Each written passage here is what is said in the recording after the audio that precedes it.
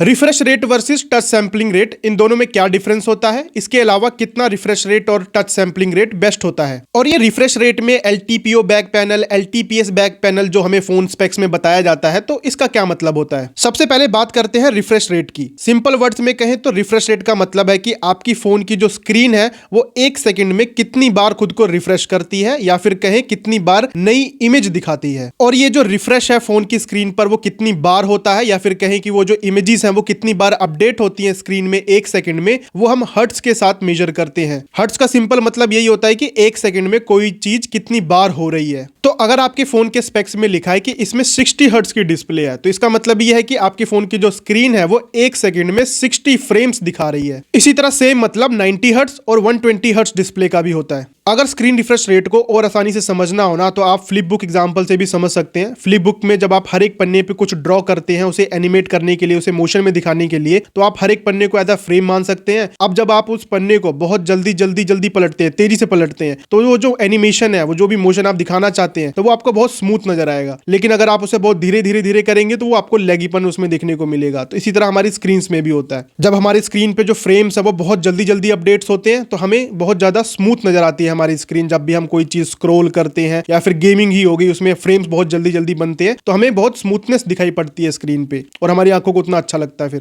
फिर हमारे फोन्स में कितने हर्ट्ज की डिस्प्ले होनी चाहिए। आज के समय देखो आपको 144 हर्ट्ज तक की डिस्प्ले वाले फोन देखने को मिल जाते हैं, लेकिन जो हमारी आंखें है ना, वो 120 हर्ट्ज के बाद उतना जो डिफरेंस होता है वो नोटिस नहीं कर पाती। आपको 60 हर्ट्ज से 90 हर्ट्ज के बीच में डिफरेंस नजर आएगा, 90 हर्ट्ज से 120 हर्ट्ज के बीच में भी डिफरेंस नजर आएगा, लेकिन 120 हर्ट्ज के बाद वो जो डिफरेंस होता है वो ऑलमोस्ट इनविजिबल हो जाता है। इसीलिए अगर आपको दो फोन में से कोई एक सिलेक्ट करना पड़ रहा हो, जिसमें से एक में आपको 144 हर्ट्ज की डिस्प्ले मिल रही है, लेकिन जो अदर फोन स्पेक्स हैं, रैम, प्रोसेसर, बैटरी, उसमें कॉम्प्रोमाइज्ड है, लेकिन वहीं जो दूसरा फोन है उसमें 120 हर्ट्ज की डिस्प्ले है, लेकिन जो अदर फोन स्पेक्स हैं, रैम, प्रोसेसर, बैटरी, वो आपको बढ़िया देखने को मिल रहा है, तो आपको हमेशा 120 हर्ट्ज वाला जो फोन है उसको लेना चाहिए। बाकी अगर फोन में 144 हर्ट्ज की डिस्प्ले भी है, लेकिन जो अदर फोन स्पेक्स हैं वो भी बढ़िया है, तब भी आप उसे लेते हैं, तो आपको कोई खास ऐसा डिफरेंस नोटिसेबल नहीं होगा। इसीलिए आज के समय आपको 120 हर्ट्ज जो डिस्प्ले वाले फोन है उनको लेना चाहिए, और मिनिमम टू मिनिमम अगर आपका बजट नहीं है तो 90 हर्ट्ज को भी आप कंसीडर कर सकते हैं, लेकिन जो 60 हर्ट्ज है उन वाले फोन्स को अब आप अवॉइड ही करिए आज के समय।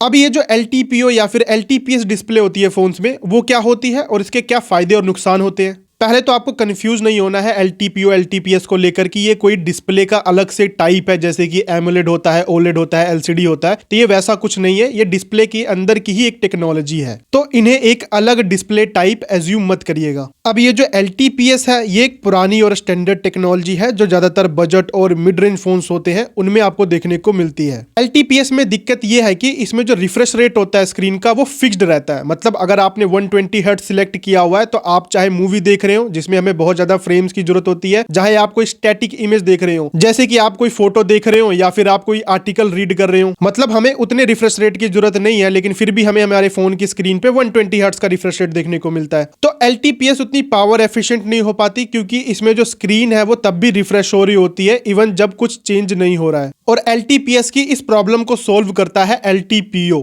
इसमें LTPS की तरह फिक्स्ड रिफ्रेश रेट नहीं रहता स्क्रीन का, बल्कि एडेप्टिव रिफ्रेश रेट का सपोर्ट मिलता है। इसका सिंपल मतलब यह है कि फोन की स्क्रीन पर क्या चल रहा है उस बेसिस पे फोन जो है अपनी स्क्रीन का जो रिफ्रेश रेट है उसको एडजस्ट करता है। तो अगर आप कोई गेम खेल रहे हैं जिसमें हमें बहुत ज्यादा फ्रेम्स की जरूरत है, तो उस समय 120 हर्ट्ज आपको रिफ्रेश रेट देखने को मिलेगा फोन की स्क्रीन पे। लेकिन अगर आप कोई स्टैटिक इमेज देख रहे हैं, कोई आर्टिकल रीड कर रहे हैं, तो उस समय जो रिफ्रेश रेट है वो 120 हर्ट्ज से कम होकर 1 हर्ट्ज पे आ जाएगा, और वापस जब आप गेम खेलेंगे या फिर आप स्क्रॉल करेंगे तो जो रिफ्रेश रेट है वो वापस इंक्रीज हो जाएगा 50 हर्ट्ज, 60 हर्ट्ज, जो भी उसकी रिक्वायरमेंट होगी उस समय। तो इसमें स्क्रीन का refresh rate dynamically real time में एडजस्ट हो रहा होता है बेस्ड अपॉन स्क्रीन पे क्या चल रहा है। अब इसका बेनिफिट आपको ये देखने को मिलता है कि आपको फुल स्मूथनेस भी देखने को मिलती है, प्लस आपकी फोन की जो बैटरी है वो भी सेव होती है, और आप जो ऑलवेज ऑन डिस्प्ले जैसे जो फीचर्स होते हैं उनका भी यूज कर पाते हैं। LTPO की बस एक दिक्कत ये है कि ये जो टेक्नोलॉजी है ये आपको 10, 15, 20 हजार के जो फोन्स होते हैं उनमें देखने को नहीं मिल पाती। जो अब थोड़ा से ज्यादा महंगे फोन्स होते हैं 25, 30 हजार, 35 हजार के, उनमें आपको ये टेक्नोलॉजी ज्यादातर देखने को मिलती है।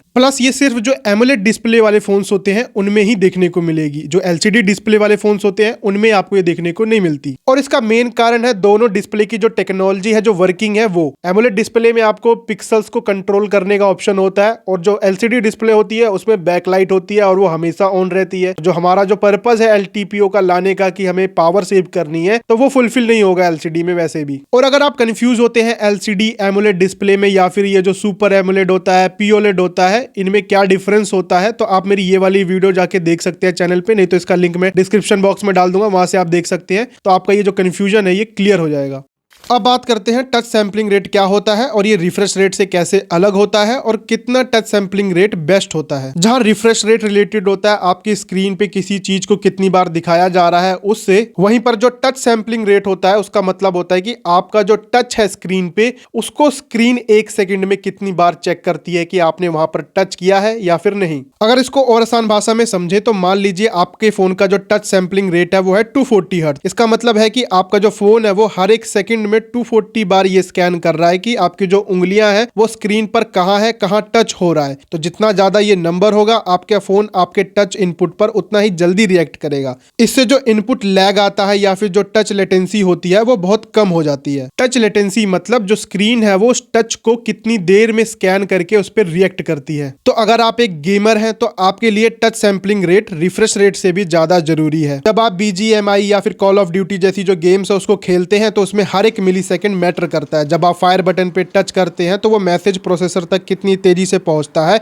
ये आपके टच सैंपलिंग रेट पे डिपेंड करेगा। हाई टच सैंपलिंग रेट जैसे कि 360 हर्ट्ज या फिर 480 हर्ट्ज होने से ये फायदा मिलता है कि जो स्क्रीन का रिएक्शंस है वो काफी फास्ट हो जाता है। इसीलिए आप देखेंगे जो गेमिंग फोन होते हैं उनमें आपको हाइयर रिफ्रेश रेट के साथ साथ जो टच सैंपलिंग रेट होता है वो भी आपको ज्यादा देखने को मिलता है। इवन जो एसूस के ROG फोन्स होते हैं उसमें 720 हर्ट्ज का भी आपको देखने को मिल जाता है। तो हमें कितने टच सैंपलिंग रेट वाला फोन लेना चाहिए? अगर आप एक नॉर्मल एवरेज यूजर हैं तो आपके लिए 180 हर्ट्ज से लेकर 240 हर्ट्ज तक का टच सैंपलिंग रेट इनफ रहेगा। अगर आप मॉडरेट गेमर हैं और आपको फास्टर एम रिस्पॉन्स चाहिए, बेटर स्वाइप रिडक्शन चाहिए, तब आप 240 हर्ट्ज से लेकर 480 हर्ट्ज के बीच में आप कंसीडर कर सकते हैं उन फोन्स को। लेकिन अगर आप कॉम्पिटिटिव या फिर प्रो गेमर्स हैं तब आपके लिए आइडल रहेगा 720 हर्ट्ज से लेकर 960 हर्ट्ज। इसमें आपको एक्सट्रीमली फास्ट रिस्पॉन्स देखने को मिलेगा, ऑलमोस्ट इंस्टेंट टच देखने को मिलेगा। और इवन जो गेमिंग फोन्स होते हैं जैसे कि आसूस के ROG फोन्स, उनमें आपको इसी नंबर के पास जो टच सैंपलिंग रेट है वो देखने को मिल भी जाता है। सो ये थी पूरी वीडियो अगर आपको इन्फॉर्मेटिव लगी हो तो वीडियो को लाइक जरूर करिएगा। और हाँ, अगर आप जानना चाहते हैं स्नैपड्रैगन की ये जो अलग अलग सीरीज के प्रोसेसर्स होते हैं 6 जेन 7 जेन 8 जेन, उनमें क्या डिफरेंस होता है और कौन सा प्रोसेसर ज्यादा बढ़िया होता है, इसके अलावा मीडियाटेक में भी जो अलग अलग सीरीज होती है तो उसके ऊपर भी मेरी ये वीडियो बनी हुई है। इन दोनों वीडियोस को आप जाके चैनल पे देख सकते हैं। बाकी अगर आपको एमोलेड, ओलेड, सुपर एमोलेड के बारे में जानना है तो आप इसकी भी वीडियो देख सकते हैं। इन सब की जो लिंक है वो वीडियो की मैं डिस्क्रिप्शन बॉक्स में लगा दूंगा। इसके अलावा अगर आप चैनल पे नए आए हैं तो चैनल को सब्सक्राइब जरूर कर लीजिएगा।